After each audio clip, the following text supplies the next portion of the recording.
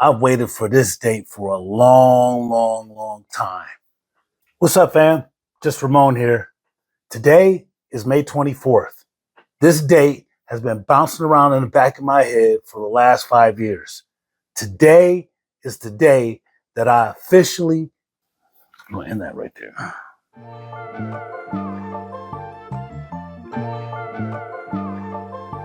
Brother Ramon, it's a special day for him. What's up, fam? Well, I had to make some edits. So this is YouTube. So luckily I could go back and fix this, man. But I wanted to talk to you guys about a few things before I continue. One of the things that I wanted to talk to you about is, so where have I been? I know you guys are wondering where I really been. So the truth is, I've really been here, but I just been building. So the last time I was here, I was telling you that I was trying to go to school. So God, that was a hurdle in itself, going to school and getting the funding that I needed. I had to jump through like 20 hoops to get the funding, but I finally got the funding. And when I got finished, I was on the president's list. The school did a spotlight on me. The Ohio Means Jobs, which is the workforce committee, it's like a workforce. I'll show you a picture of it. They did a presentation with me use me as a poster child for overcoming obstacles. It was awesome, man. So I got hired while I was in college at the K company, like when no other HVAC company would hire me because of my record. But one of my instructors, that's a whole different story. But just know that one of my instructors got me into the K company, and now I'm happily, gainfully employed. It's crazy, but I'm just happy about that. I tried to do a few videos in between time, but doing YouTube, I had 2 jobs and doing college, full-time student. It was just really too much. I couldn't do it, so I had to let go of YouTube to get my life built back together or put back together.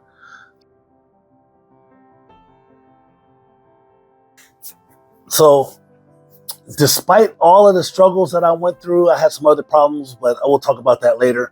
But after everything, I'm like, I was still on probation. Like, I'm still on federal supervised release.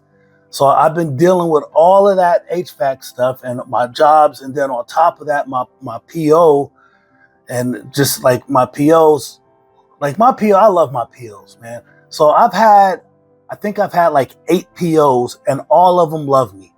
All of them. They're all like, dude, like you're doing great, you're wonderful. But towards the end, my POs tried to get me off probation a full year early.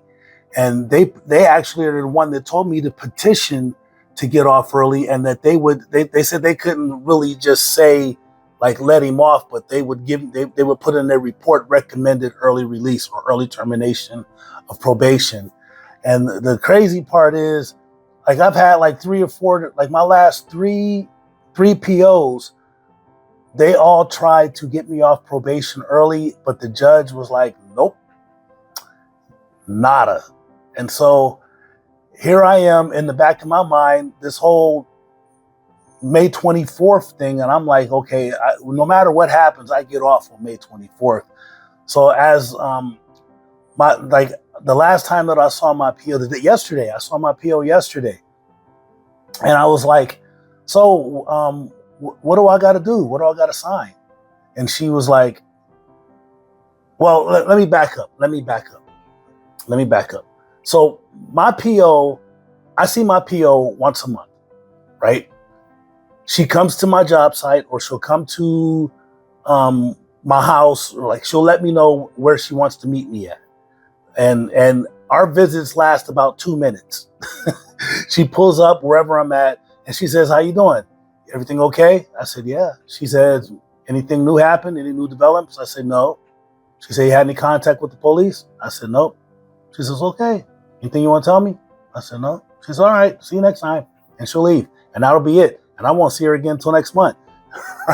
And so it's just, it's cool with me, but it's a problem because I can't really leave anywhere. I got to ask for permission to go out of state and go on the trips.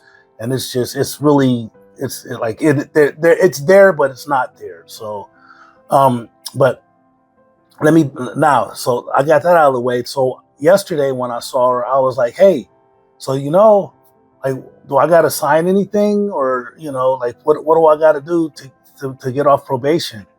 And she was like, well, she said, you're terminating, so you don't have to do anything. She says, I'll run a background check, make sure you don't have any wants or warrants, but other than that, when you wake up tomorrow, you're a free man. I said, what? Oh, man. So I was like, oh, okay. So here I am, a free man.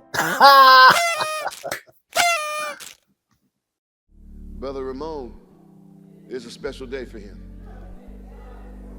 Because after 38 years, this is Brother Ramon's first day of being out of parole. He's a free man.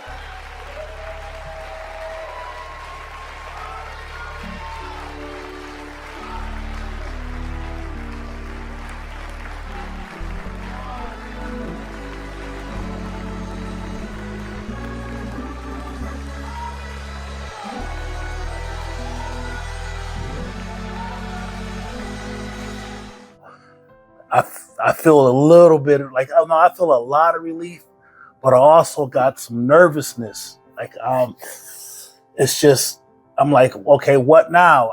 It's because like I've been so long without freedom, having these tethers on my feet and these shackles, and now that I'm completely free, I really just want to take off running, but I know I can't do that. So all the time that I spent inside trying to get myself together, the plans and preparations that I made for inside, and then all the stuff that I've been doing since I've been outside, this is now where it all comes together. It all focus, it means something.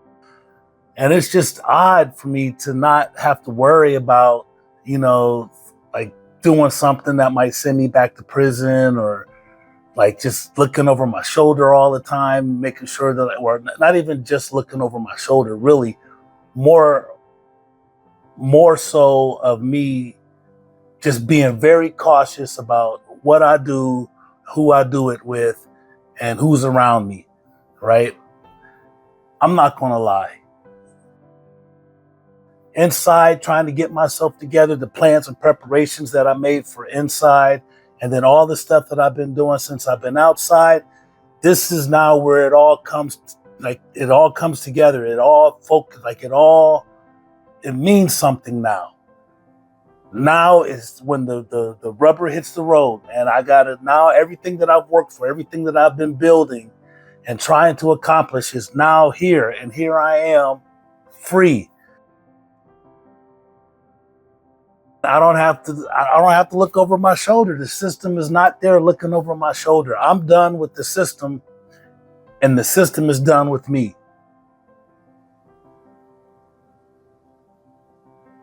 I don't know how to take that. I really just don't know how to take that. Wow. When I was in prison and I was getting ready to get out, I knew exactly what I wanted to do, and I had a plan. And I was going to execute that plan, and I knew I was going to be good. But they say if you want to hear God laugh, tell him your plans.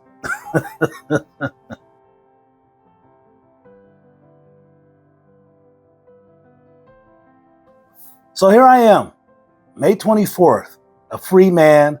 And after all the struggles and all the trials and tribulations and the ups and downs, I got to ask myself, was it all worth it?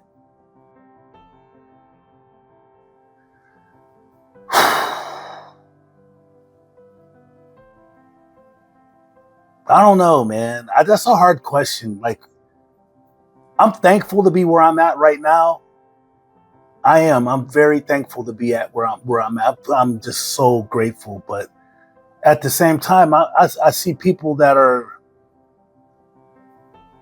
I can't. I don't. This is the best way for me to answer this question. I don't regret anything that happened, because if I didn't go through the things that I went through, then I wouldn't really appreciate where I'm at right now. And that's my testimony. That's my story, is for you to know what I've been through in order to you have to know what I've been through in order to understand why I'm so thankful to be where I'm at right now. I went through hell and back, and literally and figuratively, like hell on earth. But it's been a struggle, and it's been some it's been some issues, but I made it. I'm here. So